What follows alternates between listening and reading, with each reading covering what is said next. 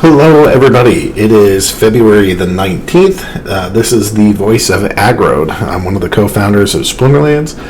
We're in Discord right now, and we're going to go answer a whole bunch of community member questions. I imagine that that Matt may be showing up. He might have forgotten that it's a Saturday night, but what are you going to do? Or I'm sorry, it's Friday night that we were doing this. But I pinged everybody. Hopefully he'll see it. Maybe at some point, Cryptomancer, I'm going to unmute you so that at some later point you'll be able to join into the conversation. And that's what I got for now. There's a lot of potential really big things that are happening. From a development standpoint, the biggest thing that happened this week happened today, this morning around 11 a.m., where we went live on the Wax blockchain. So congratulations, everybody. There were Matt sent me the number, and I can't look it up while I'm doing Discord because it'll show my private messages and all that. But Matt, I think it was over 5,000 cards have been transferred already in the first 12 hours or something. So it's not even 12 hours. It's less. But we've transferred thousands of cards from ours to the Wax ecosystem, and I'm really proud of this. I mean, so I got Clubhouse. I'm now hopping into these podcasts or group discussions, and I sat in one for 5 or 6 hours, and it was all about NFTs, and people were talking nonstop about interoperability, it's coming, it's going to happen, this chain will do it, that chain will do it. And there's a couple examples of interoperable fungible tokens, but there's really not a lot for NFTs. So I feel like our business, this Splinterlands ecosystem, is really leading the charge there in two ways. The first one being that we have Ethereum, and so you can go put your cards up on OpenSea. And the second one is that now we're on Wax. And as far as I know, we're the first blockchain anything to go get on two different ecosystems for NFTs. This is crypto groundbreaking. So I'm really proud of our team. I'm really proud of our guys. They're just freaking killing it. So maybe Matt's sleeping or something because he's exhausted from a day of fighting this. But I think it's a really big accomplishment, and I'm proud of our team, and hopefully that's a good setup for you guys. Okay, so now let's go. Let me scroll back a little. I'm gonna get back to the everyone. All right.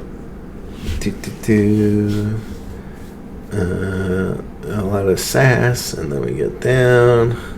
How does the Wax community compare to other blockchain communities like Hive, and how will they be introduced to Splinterlands? So we have this is sort of, we do soft launches, and there's some questions about this kind of stuff further down the road, but blockchain has so many different consequences of doing something wrong that we're very shy about any overhyping things. The first problem is that if there's anything broken and you've hyped the crap out of it, then you are just going to have this horrible experience for everybody. The second thing, if there's actually an exploit, it could be extremely expensive. So we have taken a very cautious approach of not overhyping the living crap out of things, and sort of do soft rollouts and then try to figure out how do we promote this more. Atomic Hub and us had a partnership, or are working collaboratively. There's more stuff to come with Wax and Atomic Hub in particular. I think it's going to be next weekend, not this coming weekend, but next. But I think there'll be some big stuff then. Don't hold me to that timeline because all of this is like brand spanking new. But that's what we are currently targeting, especially if things are going smooth and going well. In terms of that community, the Wax blockchain is really one of the most active NFT marketplaces in the world. And they had Street Fighter come out today. They did millions of dollars in sales for Street Fighter NFTs, which is awesome.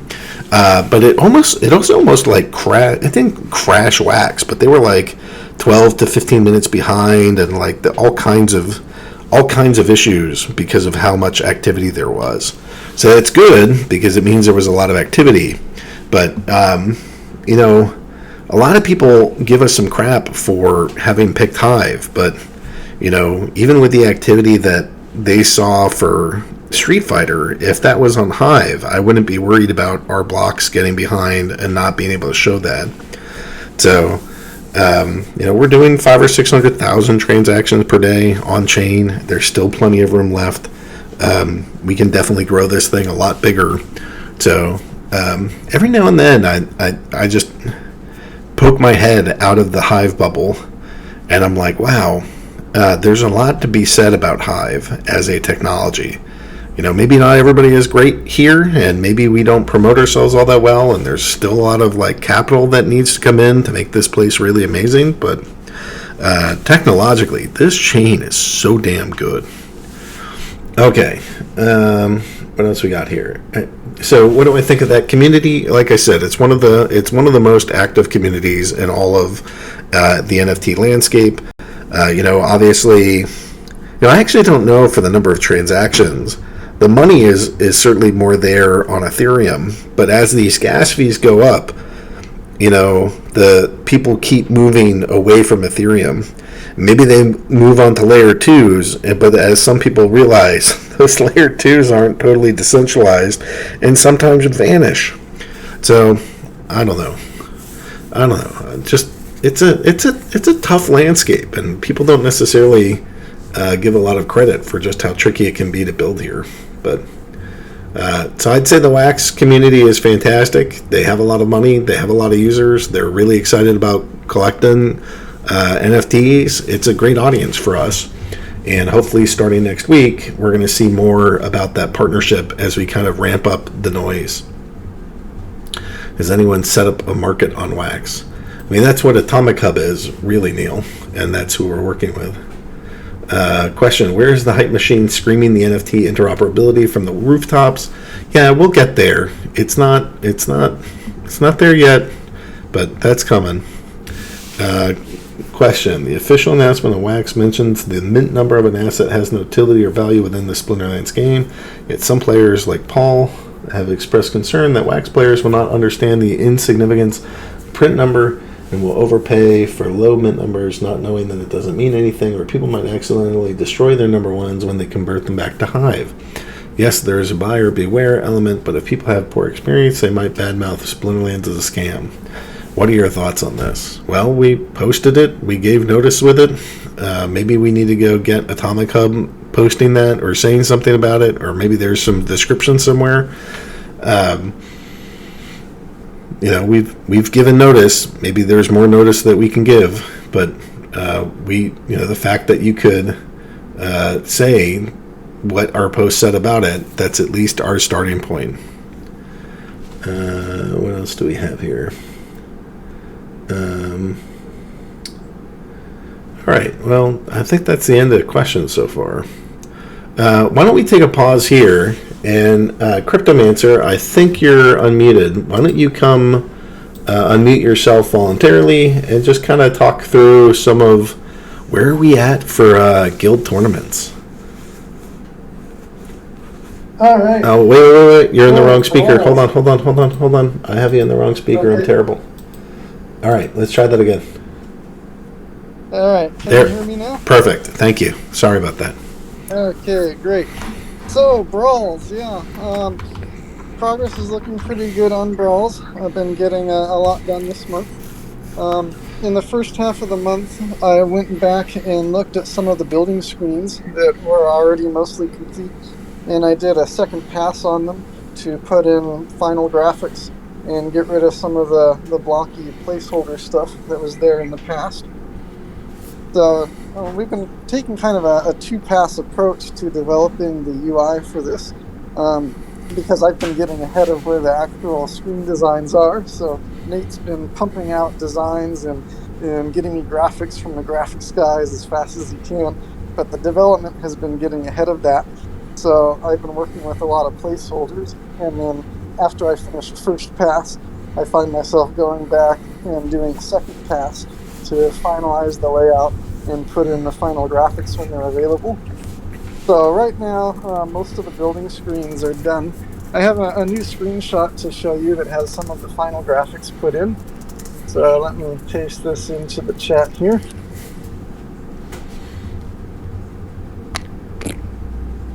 All right, here we go. So this screen is showing the arena building. And the big takeaway from this screen is you can see how the new guild currency is being used, and that currency is called crowns. So if you look at the top, this is the Forever Guild, and this particular guild has 2,500 crowns in the guild treasury. And these crowns are what you win as a prize for winning a brawl. And the crowns are not controlled individually by players, rather they're controlled by the guild as a whole. So these 2,500 crowns belong to the guild, and they can be spent on upgrades by the guild leaders or co-leaders.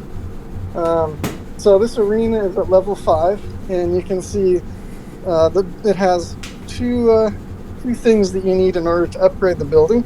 You need to pay a DEC cost, and then once the DEC cost is paid, there's a crown cost to actually construct the building.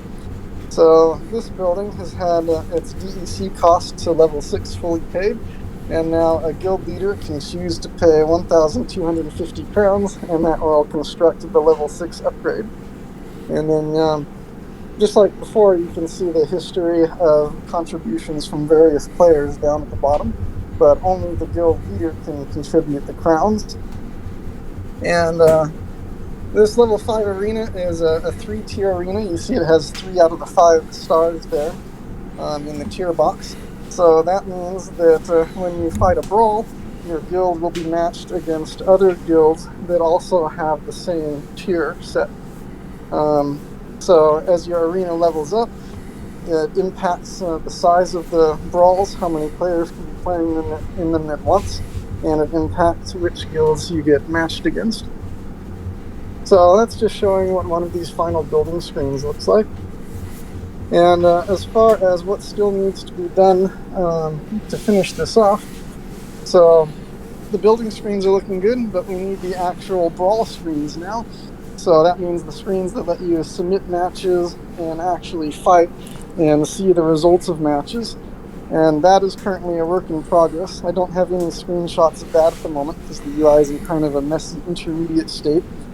But that's going to occupy me for the next few weeks. So that's basically reskinning the current tournament screens and making them specific to brawls.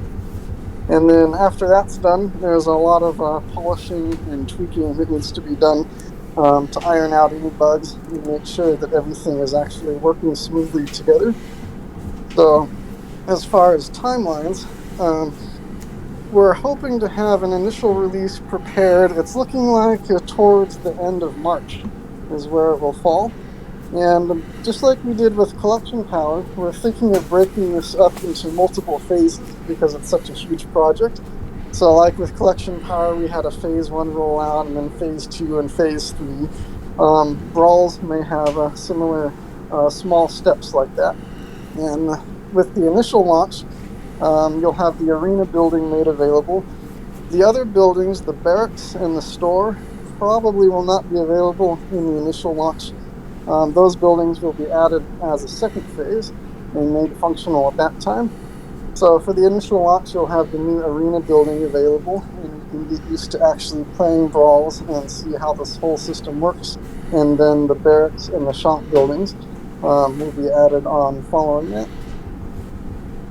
So that's kind of where we're at. And I see there are some questions in the chat here.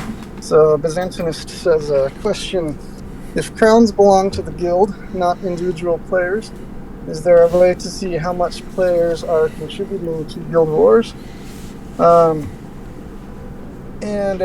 you can see how much the players are contributing in terms of DEC to the various buildings, and you can see how much the leaders are contributing in terms of crowns. Does that answer your question, or was there more to it than that?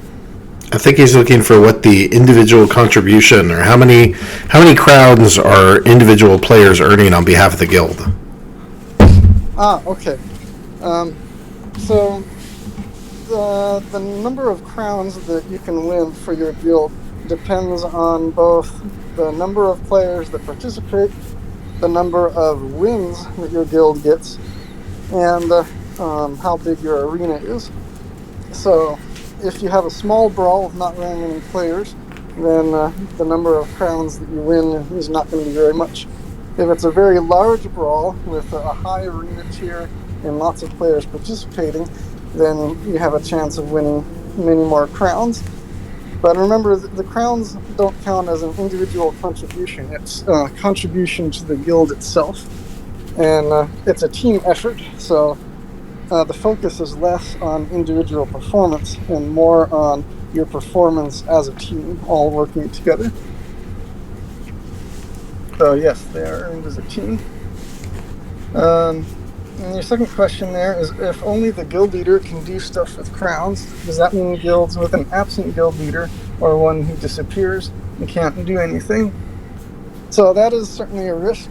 That's why it would be good for your guild to appoint a co-leader, especially if the guild leader is going to go on vacation for an extended period of time or something like that. You would probably want to appoint a co-leader as a substitute for him. If that ends up being too much of a problem, like if there are issues that arise as a result of that, we can also make it so that officers can spend crowns, but initially it will only be the guild leaders that can. Let's see. Any other questions about? I see Crypto Reaper is asking, what's the current intent? Are crowns going to be tradable? Crowns will not be tradable. Nope. They're attached to your guild, and they stay with your guild. So it's sort of like if your guild is participating a lot, it'll be able to advance, and if they don't, you can't just like buy your way in to a higher guild level. The only way to get it is to basically grind it as a team and get your crowns through participating. That's exactly right. So we're not looking at crowns as being another new cryptocurrency added to the game like DEC. It's more of a point system for guild upgrades.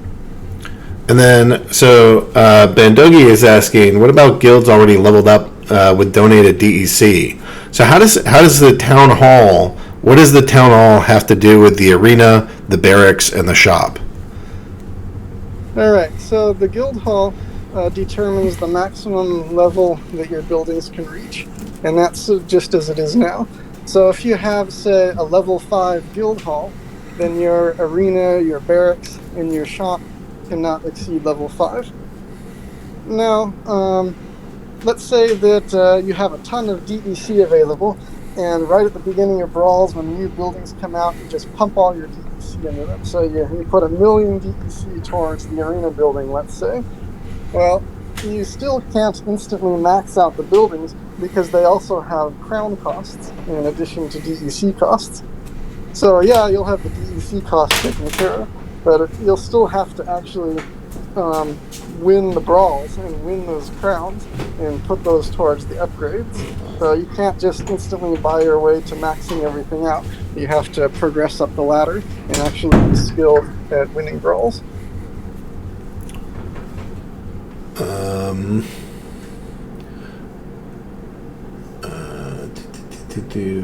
I seeing another question? Let's see. Byzantinus asks, is there a report card for evaluating participation in brawls, frays, and win-loss for each of your guild members? Yes, there is. So, a brawl has 3 distinct phases to it, taking place across 3 days. Day 1 is the prep phase, and that's when you can see what frays are available, and guild members can pick their fray assignments. And then day 2 is actually the combat phase.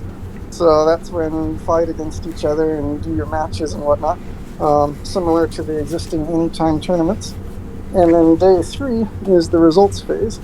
So on day 3, the battle ends, and you can see all the summary of the stats and what happened in the battle. So you can see the result of your individual matches, you can see the performance of all of your guild teammates, and then you can see the performance of how the various guilds did compared to each other. So that screen is still a work in progress. I don't have a screenshot to show you, but yes, there will be a kind of a report card like that. All right, so Ron has a sassy question here. I spent 15 minutes trying to explain Hive, high power, and HBD to my mom last night. How is adding more tokens to an already convoluted system going to affect user trading retention? How do you why are we adding crowns? Like, what is the main motivation for that?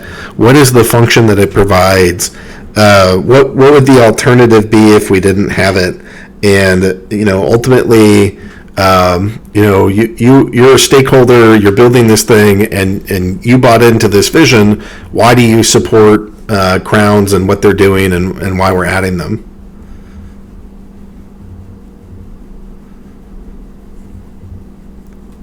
All right, so I think one of the main purposes of crowns, from my point of view, is simply so that people can't max out all the buildings right away and instantly jump to having everything all fully leveled up. I think it's more fun to be able to progress through the system and level up gradually, and introducing crowns puts everyone kind of on a level playing field from the start. So you don't have to worry about large imbalances there. And by making crowns non-tradable, that ensures that we're not having them be a competitor of sorts to DEC, or diluting the power of DEC in any way. So the use of the crowns is limited. And also, there are going to be rewards and things that you can buy in the guild shop that are only available for crowns. So it's a very exclusive guild thing, and it provides an incentive to actually participate in the brawls. So of course, brawls are completely optional. You don't have to participate in them at all. But if you do, there's this whole other element of the game, and you can enjoy the rewards for your guild as a whole. I think teamsmanship, being a team player, is a very big part of this as well. And that's why the crowns are not individually owned by team members, but they're an asset that the guild itself owns. So we really want to increase kind of the social aspect of the game here and make this a real team effort. And that's another way of incentivizing that. Is there a cost for a guild to enter the fray? Nope. So anyone who's a member of the guild can enter frays. You just have to be part of the guild. UnitQM is asking, is there any of us from Texas? I went to grad school down in Texas, but none of us actually live in Texas. So we have all been spared the freezing temperatures, which Texas is not built for. Bandogi is asking, and that was a very thoughtful question. Thank you, UnitQM. Bandogi is asking, will land and spells be involved with guild wars? Will owning land help at all? There will certainly be tie-ins with land. We're thinking, for example, there might be some items available in the guild shop that could give various production bonuses and things to some of the stuff that happens with lands. So there's going to be some tie-ins, but it's not completely nailed down and decided how that's going to work yet. Yeah, I imagine that some of the guild shop, we want to go in and we want to make a whole bunch of rewards, some of which will just impact your guild. Maybe some of that will impact individuals. I don't know. We're still sort of debating the stuff about the store, but we do see in the design process, we've seen more about how guild wars will benefit your land than vice versa. So that I think is an option. Bubke's asking when Moon. We can't answer stuff like that. I will say March is looking like we're going to have some pretty aggressive marketing out there on a lot of different fronts for a big project or two that we're doing. So I know people have sort of been waiting for a big campaign. It's not confirmed. I think that we're moving in that direction for March, maybe mid-March. So we'll see. It doesn't answer the question when Moon, but I think we have a pretty big project in mind. We'll see how that goes. Who's trying to rip people off in Atomic Hub? Is there any way to report sales as not fair? I don't know as much about that. It's definitely been a little crazy watching, people selling common cards and having some of them go for, $20 or something. Some of the land, you buy a plot of land and that one plot is now $70 or something. So, this is blockchain, and blockchain definitely has an aspect of do your own research and don't just buy in without checking stuff. And the Atomic Hub market is a little bit funky because in like Splinterlands, you go in and you look at the Lord of Darkness and you see all the different Lords of Darkness all right there. On Atomic Hub, you see like all the different cards, almost like how they're printed sequentially onto the platform, and none of the cards are like in the same bucket. So if you want to find one Lord of Darkness, you got to scroll through like 50 others to go find them, unless you're applying filters or something. It's not like Splinterlands where you put the 50 in there. So it's actually kind of a little bit tricky to go see, am I getting a good deal on this, unless you're like really looking and then comparing over here.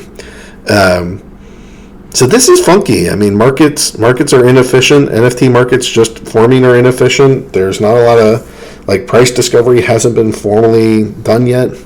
It's certainly in the better long-term interest of the game if we can have decent pricing for the wax community so they don't feel screwed by buying into things that are way overpriced.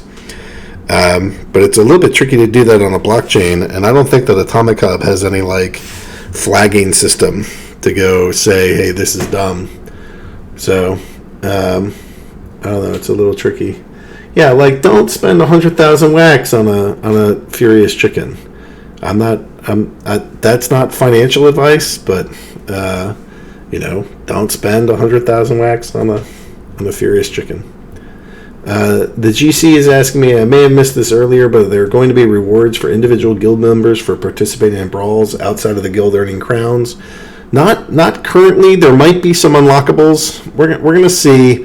The whole shop isn't really designed. We have some ideas about what we want to do. We have some gladiator cards that we want to introduce. But, some of this is just about rolling out something new that's complicated and keeping that small to start. And it's just the fighting.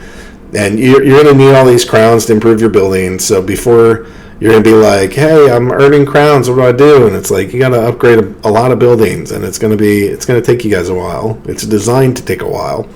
So, but once these things start rolling and we've seen the base stuff start functioning, then we can start putting new things out. And not only that, but I do think that we want some player feedback in terms of what rewards make the most sense? What do you guys want to see? What would be really cool? We have some ideas, but this is kind of new ground, and it's not just adding one more reward card where we've done that 8 million times.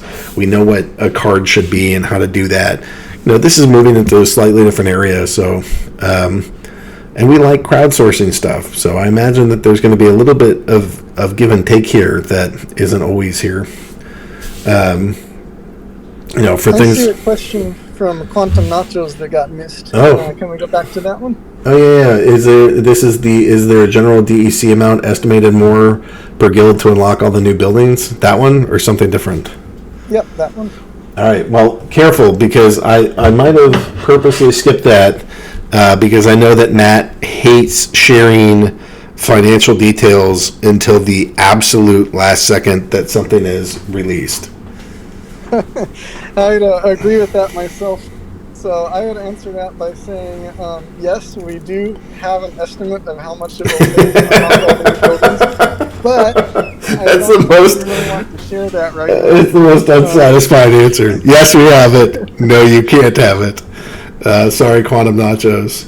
Yeah, it's just like I get yelled at. He like Matt. The last time I shared a number, he broke a glass bottle and he shanked me, and then I was upset about it momentarily, and then I was like, no, Matt's right. I shouldn't be doing this. So I don't say numbers anymore. Numbers are bad. The like when we release it, we'll release the actual numbers.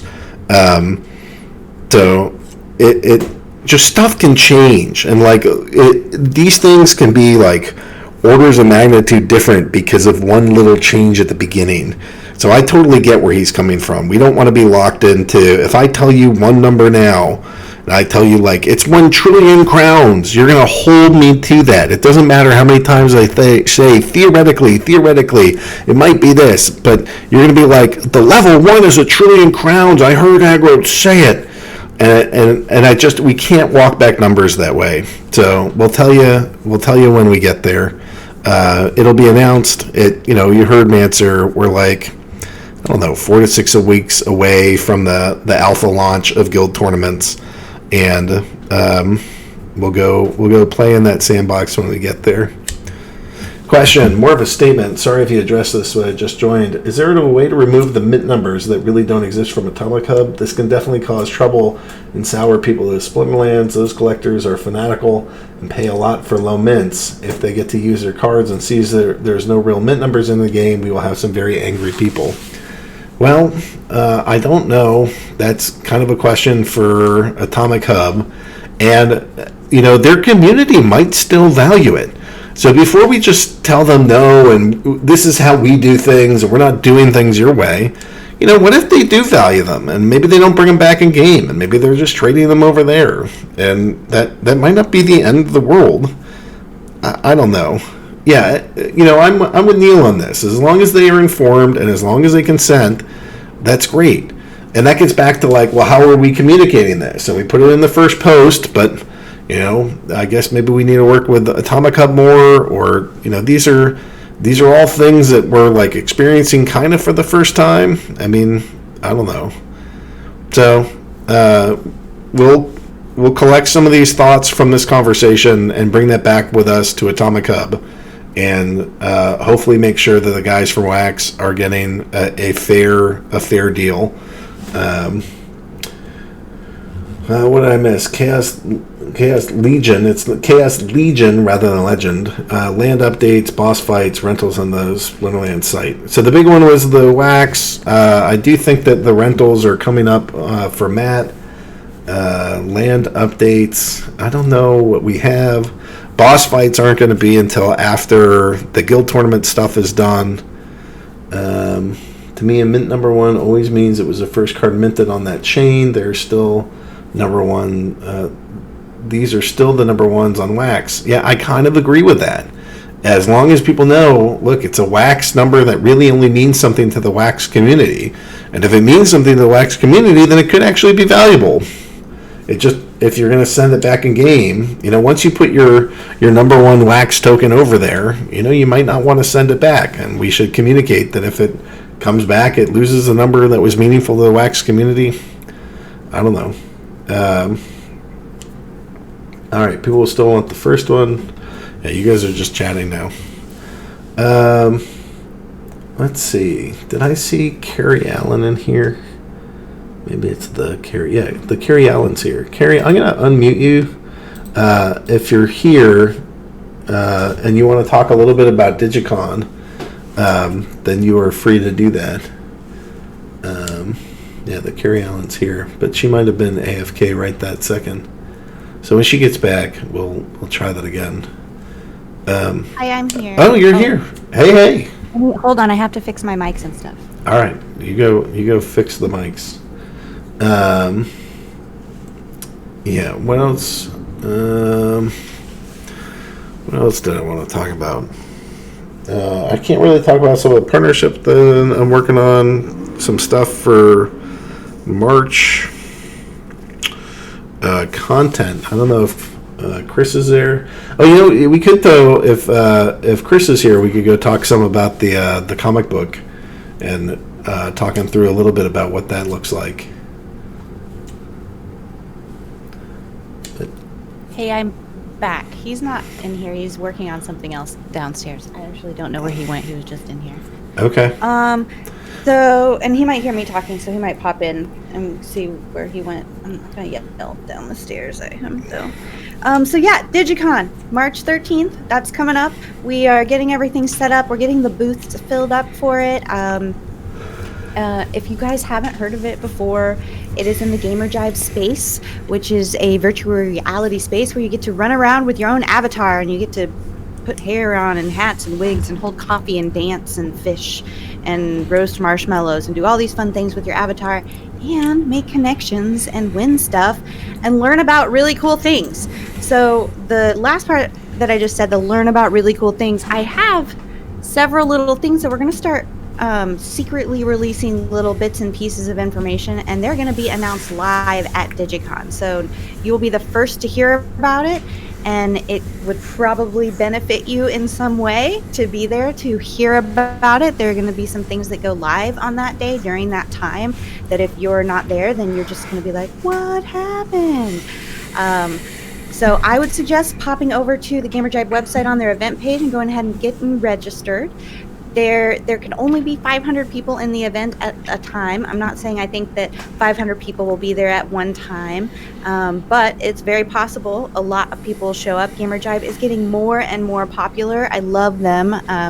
Been working with them since last year when we did Digicon, and I am working with them for Galacon, which is coming up, oh my gosh, next weekend.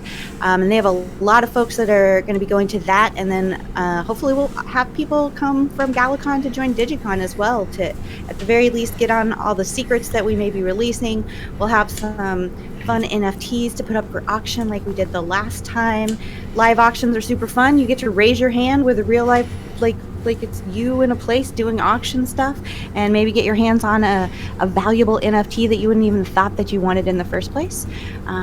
If anybody wants to reach out to me, we'd like to be able to have several people streaming it. It's actually pretty fun to watch. Like if you're just sitting back and relaxing, and of course it's more fun to run around and play, but some people are not gonna dig that, and they're not gonna be comfortable using the arrow keys, although it is totally navigatable with your mouse now, so that's also a nice little upgrade.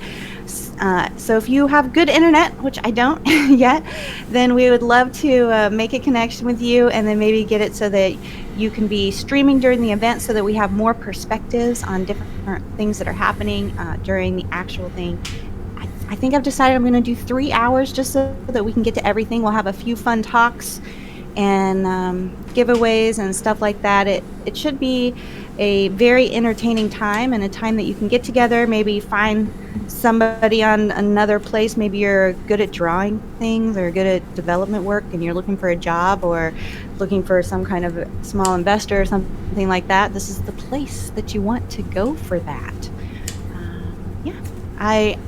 I'm excited. I'm getting my schedule is filling up greatly every day with just bringing the new people in to check out the space. As soon as I bring somebody in, they're stoked and they're excited for this strange new future that we have entered into. So yeah, and if anybody has questions, you're free to reach out to me here in Discord, or you can email me at carrie@splinterlands.com. Yeah, can you say what day that's going to be, the date and time again? Yeah, it's here, I'll put in a pretty little picture for you guys. It's March 13th, and it's going to be 10 a.m. Eastern until 3 hours, 10, 11, 12, 1 p.m. Eastern. Let me grab the little thingamaboober just so it's in your brain hole. It's nice and purple. Our dear Nate made our little logo and everything for that. So yeah, it's 10 a.m. Eastern. The reason that it is at 10 a.m. is so that we can enjoy it from everybody all over the world, and that specific time makes it pretty good to where most people are not going to be sleeping, and it's not going to be super late or super early for anybody. It's going to be 9 o'clock for me, and that's going to be rough, but I'm going to do it for you, the people, so that other people can enjoy themselves.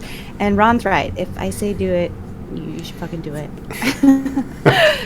So, but it will be fun. It was a super great time last time. We had about 174 people. I say about, but I know the number because I got to see all the stats. And most of the people that showed up, they were there pretty much the whole time. Some people were there, just over half the time. And then, of course, we had a handful of folks that popped in and out. But as far as I heard from feedback, it's really easy to load. It does not load on phones necessarily. It is browser-based. But I did hear that tablets and things like that, it's totally good. So bring your friends. It's free to enter, at least for now. As these things get bigger and bigger, they're going to start charging for them. ETH Denver was last week now. Yeah, last week or the week before. And it was free to get in. You just had to, give them your ETH address and your email and get on an email list. And then you were able to enter into the environment. It was super fun. Just playing around with tons of people running around, but I do know that next year they're already planning to charge even for people to come in. So get in while you can, come in, play, make your connections, have a good fun time. It'll be fun. Now, can you? I don't want to switch what I'm doing in Discord. Can you pop the comic in here? Like just the one from our chat. Yeah, just the one from our chat. I'm getting a higher quality image than this, but. This is what that's what I was hoping, so I can make it cool. I started making it on the thing, but it's so blurry I wasn't going to share it with you. But Chris was like, yes, just like this. So I think I'm in the right way. So copy image. No. Copy link. Okay, so this is... I'm sorry to turn the thing. All right. That's pretty good. So we have a little comic that we started working on. This thing, we wanted to try to help. Well, first off, I'm a huge believer in lore and bringing people into the story. And, I would love to do a Pokemon style animated series that's not quite in the budget, but I'd like to see that happen. In order to get there, we can start with some things like, comics and stills or GIFs or all kinds of these things are good for giveaways. They're good for collectors. Actually, we should have another collector piece that I think will be happening through Brave and working with the Bat token and the Brave community. That might be something cool that we do. But this little comic is meant to talk us through and kind of showcase what's the summoner doing? How does this battle work in this mythical world? And it's just, I think we're gonna start with a 15-page comment, and when we do the 15 pages, that'll give us some sort of sense of what it's gonna look like. And actually, I agree with Crypto Reaper here. You guys are asking. He's asking for us to keep this clean, so I'm gonna go. I'm gonna delete one of these things. Yeah, thanks, Bob. So we'll try to keep this cleaner than normal, and so if hopefully some folks can facilitate that would be great. All right, we have about 15 minutes left here. Do you guys? What other questions do you have? We brought on Carrie to talk about Digicon. We talked a little bit about some of the current roadmap that Manser's working on. I just can't get into super details of what's coming because I get yelled at if I overhype things, if I underhype things. I can just tell you there's a couple big things that are in the works that I'm trying to get done, and if these things go, then I'm pretty excited. So questions. What else do you guys want to know? I can what else do? We have been potentially talking to another dev. There's somebody that has a ton of experience that we're thinking of bringing on. That's kind of a work in progress. Don't know what the still sort of in negotiations, but we are looking for some pretty senior, pretty talented people to see if we can't kind of make the team help us with ensuring that scaling is functional, hopefully have some game experience with other projects, or at least work for other big companies. Just bring some coding and development experience to get a couple more hands on deck here. Now, if I had 20 more programmers, I'm not sure that we could put them all to use, because it's like there's only so many good ideas you can really pursue at once in a single project. But I do think that the team is small enough that another dev or two would certainly make for some improvements. World Championships for Splinterlands.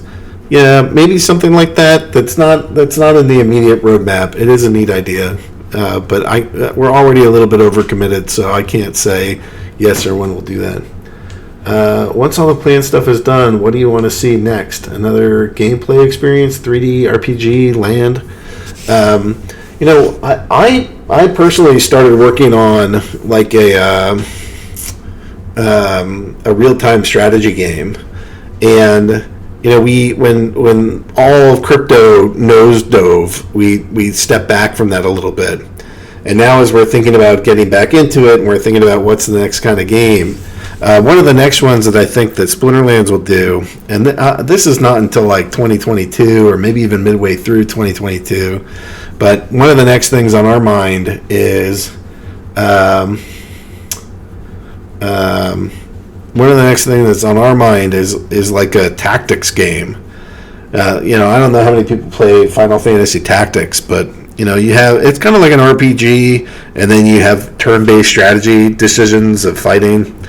And I think people have fond memories of those games. I think it lends itself really well to a blockchain, and I could see that doing pretty well for us as a community. So that one of those is on my mind. But that's so far off, because it's like, if I talk to you about that, and you're going to be like, dude, you guys haven't even delivered on land. You haven't even gotten us boss fights, and guild tournaments aren't even out. And it's like, yes, I know, and that's why we're talking like a year and a half out, or a year out, or whenever that stuff, when we're finally done with the development of the things that we promised, and we need to go into whatever's next. The current leading contender, I'm pretty comfortable saying, is a tactics game. And whether or not it stays that way a year from now, I don't know. We don't know what partnerships are going to come along. We don't know what intellectual property might want to come join into the Splinterlands. There might be other stuff that becomes a better or more important deal, or we get some partner that has a huge audience, and so we want to follow where the audience is rather than try to carve out something brand new. So we make some of these decisions as we go. All right. Question: have you heard about Best Buy laying off literally half their staff in stores? Some have mentioned they regularly upsold millions of dollars of items per year at Best Buy. Maybe we should find some of those people to help promote the game. Yeah, maybe. If some of the stuff that we have in mind goes well, then finding like more promoters is on the mind. And just growing the audience is usually like the number one concern that we have as a team. FYI, the wiki is coming along nicely. Lots of edits. Yeah, I don't know if you guys saw, but there's a wiki. In fact, there's a couple websites that have been going up recently of players just trying to help folks understand the game, make good choices, and see what else is on there. Let me. Is there something that you all feel we really need to focus on? Like not me personally. My brain isn't wrapped around the wiki right now. But the team of you guys that were working on it were actually like a pretty good team. So I have some confidence that you guys will like pick and choose the right content to focus on to help new players, in particular. Question on behalf of Coronavirus: what is going on with Brawler tournaments? There wasn't one last month or this month. Yeah, I guess I need to go get a Brawler up. What's going on with Brawler is that all of my tournaments that were saved got erased. I'm not really sure how that happened. It kept happening. So something in one of the updates was just erasing all of my tournaments. And now I have to actually like go back and recreate whatever it is that we did, and that just hasn't been in my brain. I have Byzantinist, who has been working with sort of a union of players, have been putting together proposals for tournaments.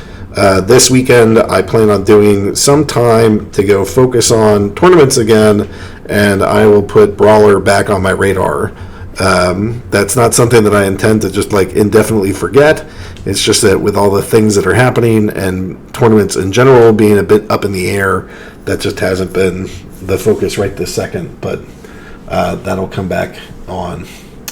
Question: do you keep track of stats for retention rates of spellbook buyers? Do you know the cost of acquisition per player?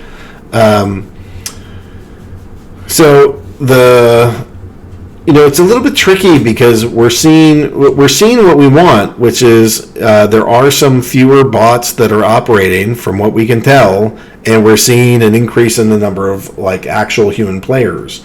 So it's a little bit tricky to just look at like one chart and see the active user base isn't changing too much. Well, what it's doing is actually really healthy. We're getting rid of more of the duplicates and actually getting more new real players in. So that one's not super easy to track. Do I know the cost of acquisition per player? It wasn't terribly expensive, but it's under $1. But I don't really trust the value because we're not doing like tons of marketing on that. So when we're on a path without much marketing to go double in size, by the end of the year compared to last, and that's in terms of registered users and actual paid customers. And then not only that, we're seeing players that had bought the spellbook and sort of forgotten about us coming back as well.